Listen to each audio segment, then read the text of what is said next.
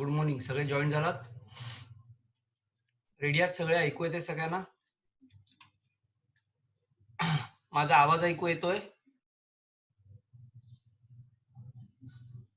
Okay.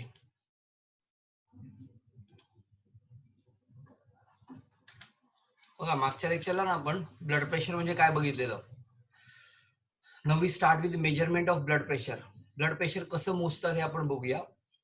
Now पहिलं blood pressure मोजण्यासाठी जे इन्स्ट्रुमेंट वापरतात त्या इन्स्ट्रुमेंटचं नाव आहे sphygmomanometer. This is the instrument. With help of this instrument we can measure the blood pressure and the name of the instrument is sphygmomanometer. पहिल्या instrument बद्दल थोडीशी माहिती घेऊ आपण. या इन्स्ट्रुमेंटला काय असतं तर इथे तुम्हाला एक काय म्हणतात स्केल दिसते बघा.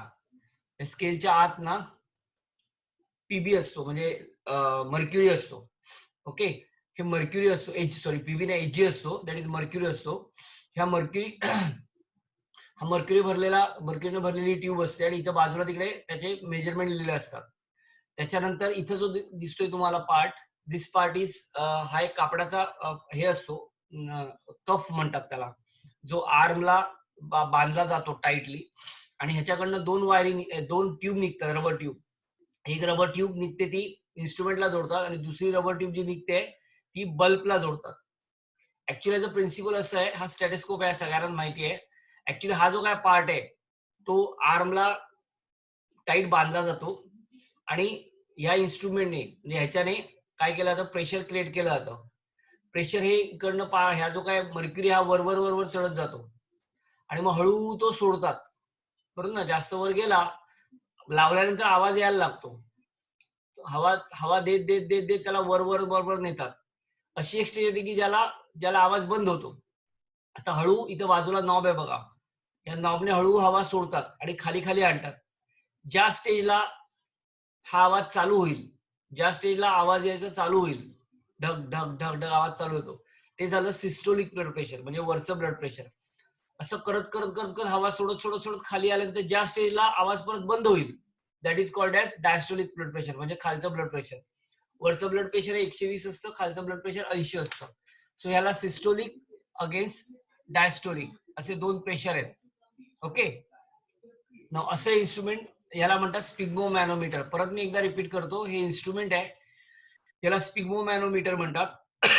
या इन्स्ट्रुमेंट मध्ये हा जो काय आपल्याला पार्ट दिसतोय याला कफ असं म्हणतात, जो कार्फ असं म्हणतात, जो आर्मला जोडतात. त्याच्यानंतर इथं तुम्हाला एक ट्यूब दिसते, या ट्यूब मध्ये मर्क्युरी असतो आणि त्याच्या बाजूला मेजरमेंट केलेले असतात. याच्यामध्ये दोन ट्यूब असतात. एक ट्यूब जी असते ती या कापडाच्या कप म्हणतो त्याच्या तिकडनं या इन्स्ट्रुमेंटला जोडली जाते. तर दुसरा जो पार्ट आहे ना तो या बल्बला जोडला जातो. बल्बला बाजूला इथे कंट्रोल करायला एक पार्ट असतो, नॉब टाईप असतो, तो फिरवता येतो. हा स्टेथोस्कोप आहे. आता काय करतात, पेशंटला ना हा जो काय पार्ट आहे हा आर्मला बांधतात, म्हणजे गच्च टाईट फिट बांधतात. आणि स्टेथोस्कोप आहे बरोबर ना, हे दोन कानाला घातला आणि हा जो पार्ट आहे, हा पार्ट जिकडे आपण हात फोल्ड करतो बरोबर ना, तिकडे डॉक्टर ठेवतात, कारण तिकडे हार्ट पल्स रेट तुम्हाला समजतात. डॉक्टर काय करतात, इकडनं प्रेशर क्रिएट करतात. प्रेशर क्रिएट केल्यामुळे इकडनं मर्क्युरी वर चढत जातो. चढत गेल्यानंतर आवाज इकडे स्टेथोस्कोप लावल्यानंतर नॉर्मल केसमध्ये आवाज येतो. आता हे जेव्हा दाबलं जातं ना तेव्हा वरपर्यंत हे घेऊन जातात आणि हळूहळू हवा सोडत देतात. म्हणजे यातली हवा हळूहळू काढत गेली की होतं कसं की एका स्टेजला असं येतं की आवाज यायला परत चालू होतो. आवाज यायला जिकडे चालू येतो म्हणजे याचा आवाज ऐकू येतो या स्टेथोस्कोपने, तो झाला त्याचा सिस्टोलिक ब्लड प्रेशर म्हणजे वरचं ब्लड प्रेशर. हे असंच खाली सोडत सोडत सोडत आणतात. ज्या स्टेजला आवाज परत बंद होतो that is your diastolic blood pressure. So systolic blood pressure 120 आहे, डायस्टोलिक प्रेशर 80 आहे. बघूया आपण आता हे. बघा, the measurement of blood pressure. The blood pressure is measured by or with help of a instrument which is called as sphygmomanometer. It is consist of a inflatable rubber back cuff covered by a cotton cloth. जो आता मी तुम्हाला दाखवला blue रंगाचा cotton cloth होता. It is connected with the help of tubes to the mercury manometer on one side. एका साइडने mercury manometer ला जोडली जाते and a rubber tube on the other side दुसऱ्या बाजूला दुसरी जोडली जाते. दोन बघितले आपण बल्बला जोडलेली. During measurement the person is asked to lie in a sleeping position. झोपलेल्या पोझिशन मध्ये हे मेजरमेंट केलं जातं. Now this the instrument is place at the level of heart. हार्टच्या लेवलला इन्स्ट्रुमेंट असतं. And the cuff is tightly wrapped around the arm. आर्मला cuff cuff जो असतो टाइटली राउंड करतात. The cuff is inflated till the brachial artery is block. जोपर्यंत arterial brachial artery म्हणजे हाताची artery is block due to external pressure. बाहेरनं तो pump मी तुम्हाला सांगितलं तो हे करतात, प्रेस करतात. म्हणजे हवा गेल्यामुळे तो जो कफ असतो तो पूर्ण असा फुगतो आणि ब्रँचियल आर्टरी मधनं बाहेर येणारे बीट थांबतात. Then pressure is the cuff is slowly lower till the first pulsatile sound is hard. आता हळूहळू तो बाजूला जे गोल आहे ते हळूहळू इन्स्ट्रुमेंट हळूहळू लूज करतात. हवा खाली खाली प्रेशर खाली, हवा नाही म्हणत मी, प्रेशर खाली खाली येतं मर्क्युरी मधलं.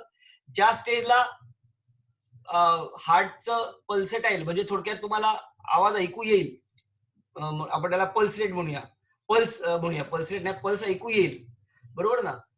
हाताला स्टेथोस्कोप लावल्यानंतर तो झाला तुमचा systolic blood pressure. So at this moment the pressure indicate in a manometer is systolic blood pressure. त्या प्रेशरला systolic blood pressure म्हणतात. Now sound heard during measurement of blood pressure is called as Korotikoff sound. KORO Korotikoff sound. त्या साऊंडला Korotikoff sound असं म्हणतात. In short मी लक्षात ठेवा की त्या जो प्रेशर आहे ते प्रेशर म्हणजे systolic blood pressure.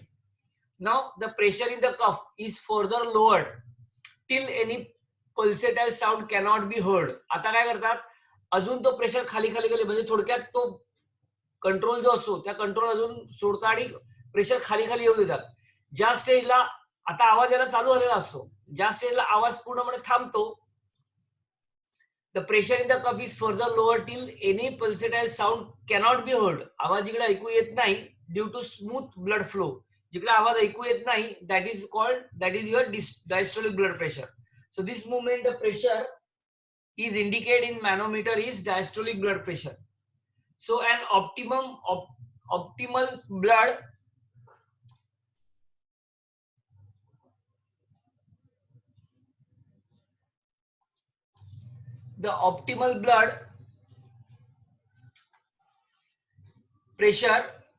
blood pressure that is normal level is 120/80 mm of Hg. This is the instrument.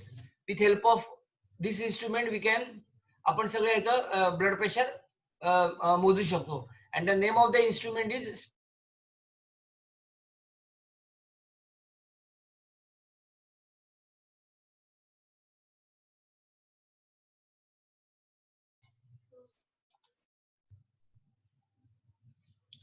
so this is about sphygmomanometer. Next part will be discussed, that is hypertension. हे सगळ्यांना कळलंय sphygmomanometer? Sphygmomanometer सगळ्यांना कळलाय का? Sphygmomanometer कळलंय सगळ्यांना? Okay. Now next part we discuss, that is hypertension. Now what do you mean by hypertension? Hypertension म्हणजे हाय blood pressure. बघा, the persistently rise blood pressure higher than the normal is called as hypertension. Persistently म्हणजे कायमस्वरूपी. Normal blood pressure 120 आहे, 140 पर्यंत blood pressure चालतं. हे पर्सिस्टंटली 140 च्या वर जर सिस्टोलिक ब्लड प्रेशर असेल आणि डायस्टोलिक प्रेशर पर्सिस्टंटली 90 च्या वर असेल तर त्याला हायपरटेन्शन असं म्हणतात. So persistently rise blood pressure higher than the normal is called as hypertension. Now 140/90 mm of Hg, mm of Hg कारण त्याला मर्क्युरी वर कंपेअर करतात, is called as threshold of hypertension. And the 180/120 mm of Hg at higher reading are dangerous to the health.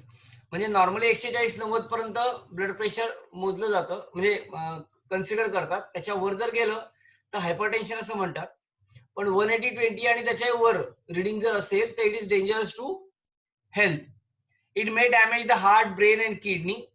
Under the condition of hypertension, heart use more energy for pumping, which cause angina pectoris. The chest pain, angina pectoris म्हणजे chest pain, due to the lower blood supply to the cardiac muscle. Cardiac मसलला blood supply कमी मिळाल्यामुळे छातीमध्ये दुखायला लागतं. That is called angina pectoris. And many may lead to myocardial infarction. त्याला myocardial इन्फ्रॅक्शन असं म्हणतात. आणि सॉरी त्याला नाही, आणि त्याच्यामुळे होतं कसं तर हार्ट अटॅक येण्याची चान्सेस असतात. That is called as myocardial infarction. Now there are more chances of brain hemorrhage due to hypertension, as artery in the brain are less protected by surrounding tissue as compared to the other organ. आता ह्याच्यात कसं असतं की ब्रेनला जाणाऱ्या capillaries असतात ना, हे एकदम बारीक असतात. बारीक म्हणण्यापेक्षा एकदम थिन असतात. सो नॉर्मल पेक्षा जास्त प्रेशर ते टॉलरेट करू शकत नाही. Ultimately the capillary get burst. That is called as haemorrhage. Haemorrhage म्हणजे ब्लड वेसल फुटणे आणि त्यातनं ब्लड बाहेर येणं. That is called as haemorrhage, और you can say called brain stroke. Due to hypertension, the arteries brain are less protected by surrounding tissue as compared to other organ. Now in kidney, if it is kidney na, the hypertension may cause kidney failure. Nephron damage केलं जातं pressure जास्त आल्यामुळे. After all nephron are the cells ना, so cells get damage due to high blood pressure. Blood pressure जास्त असल्यामुळे ते tolerate करू शकत नाही and they ultimately get damage. Now this is about hypertension. आता ह्याच्या हार्टशी रिलेटेड असलेले डिसीज आपण बघूया, ब्लड वेसल आणि हार्टशी. त्यातले first one is coronary artery disease. That is त्याला CAD म्हणतात. Now what do you mean by coronary artery disease? Now you know that the heart itself is an organ, so it is also made up of cell, but cells are the modified cells. If the cells are modified, elongated cells, we call it as muscles. Now if you see the muscles, or if you take any cell required what? Oxygen, constant oxygen. For what purpose? For production of energy, that is in the form of ATP. So each and every cell get oxygen through blood. The metabolic activity is going on, and due to metabolic activity inside the cell, or cell produce ATP, that is adenosine triphosphate, that then CO2, that is carbon dioxide, and H2O, that is water. So whatever the ATP, that is adenosine triphosphate, is the energy which is utilized for the activity, body activity. Whatever the water is there, it is very small amount, so it is बाहेर टाकला जातो तो. The question is carbon dioxide. Now that CO2 from the other side, CO2 बाहेर काढला जातो आणि तो blood मध्ये मिक्स होतो, त्यावेळेला आपण त्याला व्हीनस ब्लड असं म्हणतो. सो असं प्रत्येक हार्ट मधनं बाहेर पडणारा एओर्टा आहे, त्याचे ब्रांचेस आहेत, त्याला आर्टरी म्हणतात. त्याचे ब्रांचेस आहेत त्याला आर्टरियल्स म्हणतात. त्याचे ब्रांचेस आहेत त्याला कॅपिलरी म्हणतात. हे कॅपिलरी सगळ्या सेल पर्यंत जातात. काय घेऊन जातात? ऑक्सिडेटेड ब्लड घेऊन जातात. हे हार्ट मधनं बाहेर पडणारं ब्लड आहे, but heart itself is a organ. So त्याला सुद्धा ब्लड सप्लाय पाहिजे, त्याच्या सुद्धा सेल्सला ब्लड सप्लाय पाहिजे. मग हार्टच्या सेल्सला ब्लड सप्लाय करणारी आर्टरी आहे. The name of the artery is called coronary artery, जी एओर्टाकडनं एक बाहेर पडते, आपण मागच्या लेक्चरला बघितलेलं. आणि जी सल्कस म्हणजे ग्रूज, ज्याला आपण करोनरी सल्कस आणि इंटरव्हेंट्रिक्युलर सल्कस किंवा ग्रू असं बघितलं, या दोन ग्रू मधनं ती पास होते. तर हे जे काय आर्टरी आहे, this is called as coronary artery. Now coronary artery supply blood to the heart. हार्टला सगळी ब्लड सप्लाय करणारी artery coronary artery. Coronary artery कडनं हार्टला ब्लड सप्लाय होतं. ब्लड सप्लाय झाला की हार्ट मधनं ऑक्सिजन हार्टच्या सेल मधनं कार्बन डायऑक्साईड काढला जातो. कार्बन डायऑक्साईड कलेक्ट करणारी आहे करोनरी वेन. ही करोनरी वेन रियुनाइट होते आणि होते करोनरी सायनस, आणि हे करोनरी सायनस राईट ऍट्रियम मध्ये ओपन होतं. असं हार्टला ऑक्सिजनेटेड अँड डिऑक्सिजनेटेड ब्लड पोहोचवलं जातं. Now question is that coronary artery disease means what? Now due to any reason, one of the reason is accumulation of triglyceride fatty acid and triglycerol, the diameter of the coronary artery is decreased. As diameter get decreased, ultimately there is a less supply of blood as well as oxygen. And if there is a less supply of oxygen and blood to the heart, the muscles of the heart get fatigue, and a stage come they stop their working, which we called as myocardial infarction. त्याच्यामुळे heart attack येऊ शकतो. So या सगळ्या डिसीजला coronary artery disease असं म्हणतात. करोनरीच्या आर्टरीला असलेले disease. Now it is also known as atherosclerosis. बघा, एक आहे आर्ट्रिओस्केरोसिस आणि दुसरा आहे आर्थ्रोस्केरोसिस. Atherosclerosis is nothing but the accumulation of triglyceride and cholesterol inside the blood vessel. As a result, the diameter of the blood vessel get reduced. In this, the calcium, fat, cholesterol and fibrous tissue get deposited in blood vessel, supplying blood to the heart muscles, making the lumen narrow. Lumen is the cavity. What happens, you know, the calcium, fat, cholesterol or any fibrous tissue get deposited inside the blood vessel, and as a result the lumen or diameter of the artery get reduced or narrow. So ultimately this is called as coronary artery disease. याला coronary artery disease असं म्हणतात. Second disease आहे that is called as angina pectoris. हे सगळे related आहेत एकमेकाला लागून. ना अंजायना पेक्टोरिस चा थोडक्यात अर्थ हार्ट अटॅक येण्याच्या अगोदरची स्टेज, ज्याच्यामध्ये चेस्ट पेन होतं. ओके, हेवी चेस्ट पेन होतं, चेस्ट हेवी होते. So it is the pain in the chest resulting from a reduction in the blood supply to the cardiac muscle because of atherosclerosis और arteriosclerosis. होतं कसं तर बघा, अथेरोस्केरोसिसचा अर्थ डिपॉझिशन ऑफ ट्रायग्लिसराइड, कोलेस्ट्रॉल और fatty tissue, calcium etcetera. Arteriosclerosis is nothing but the hardening of the blood vessel. या दोघांमध्ये फरक बघा. हा जो पहिला आहे ATHERO, अथेरोस्केरोसिसचा अर्थ ब्लड वेसल. कुठली ब्लड वेसल? Coronary artery. करोनरीच्या आर्टरीच्या आत फॅटी टिश्यू, त्याच्यानंतर triglyceride, fibrous tissue, calcium deposit झाल्यामुळे लुमेन नॅरो होणं, that is called as atherosclerosis. Arteriosclerosis याचा अर्थ हार्डनिंग ऑफ ब्लड वेसल.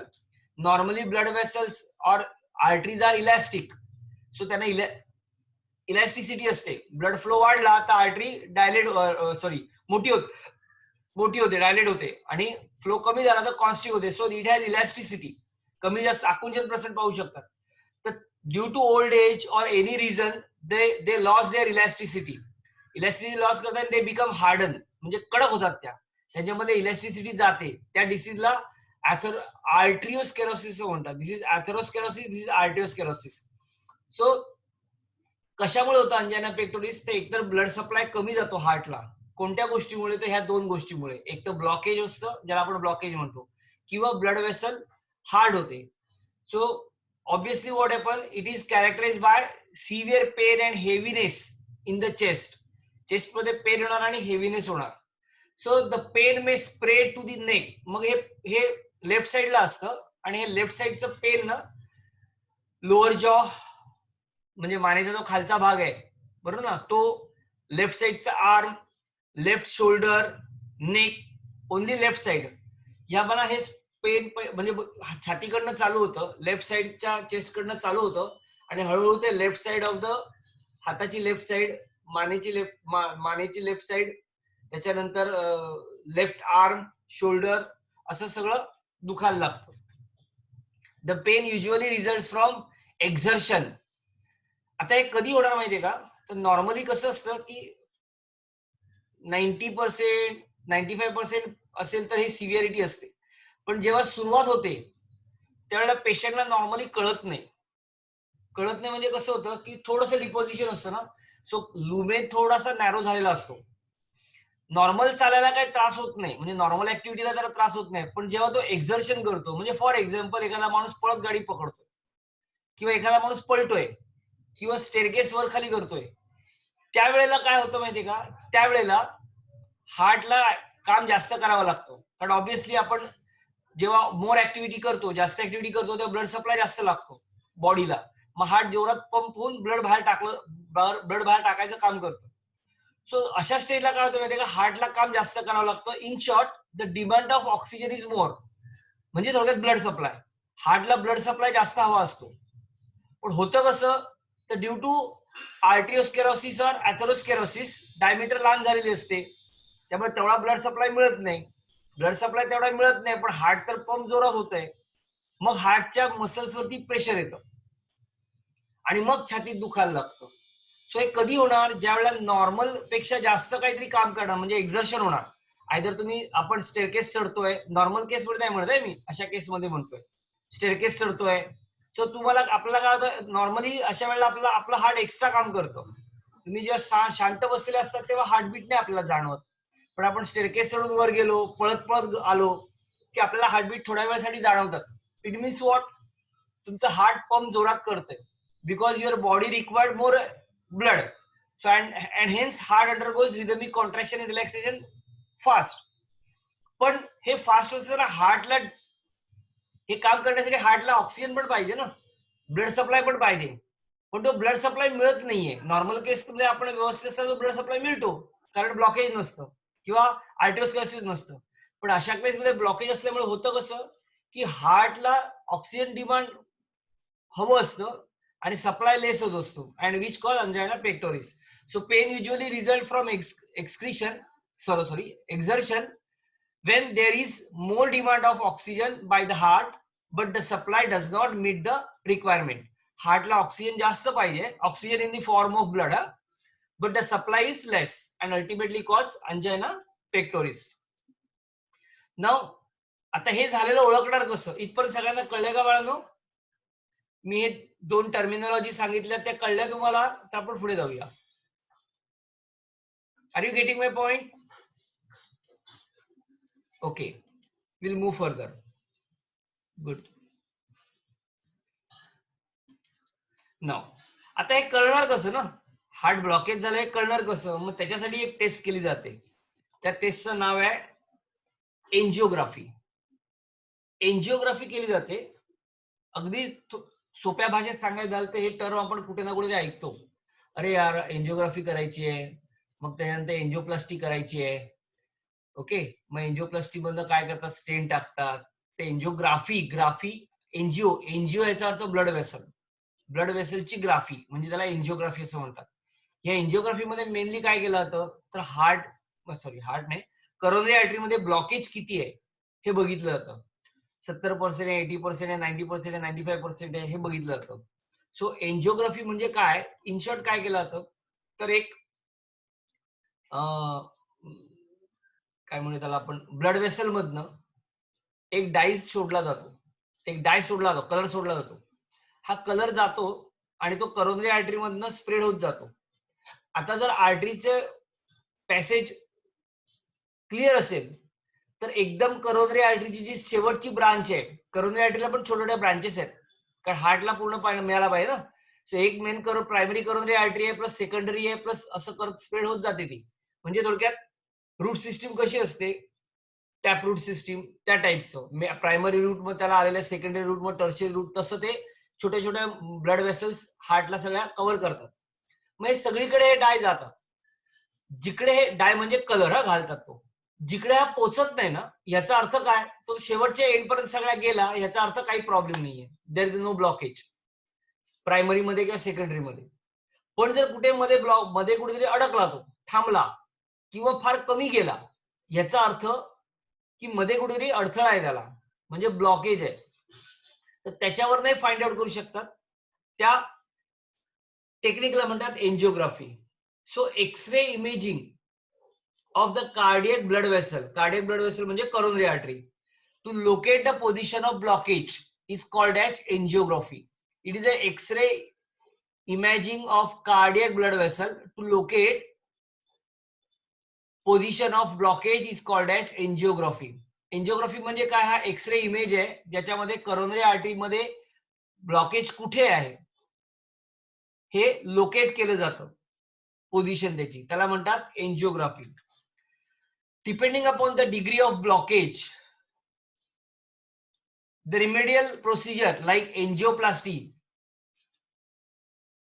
और बायपास सर्जरी आर परफॉर्म. म्हणजे किती टक्के ब्लॉकेज आहे, 60% आहे, 70% आहे, 50% आहे, 90% आहे, ह्याच्यावरनं मग एंजिओप्लास्टी करायची.